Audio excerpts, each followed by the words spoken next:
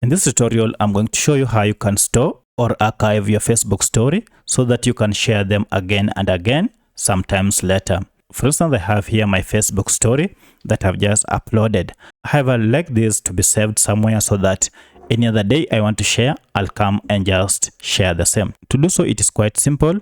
Just long press on your current story that you have just shared before it expires, and then come to this option called Story Archive. If you go ahead and tap on it, now you can see my current archive is off. This means that if I turn it on, I can share my stories again.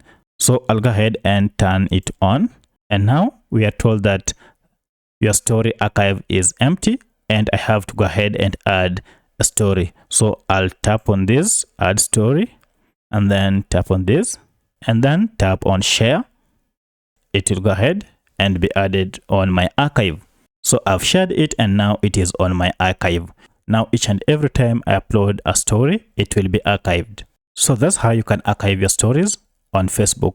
If you have any other question, kindly let me know in the comment section. Otherwise, if this video was helpful to you, kindly hit the like button and subscribe to this channel to support me. Thanks for watching, and let's meet in the next video.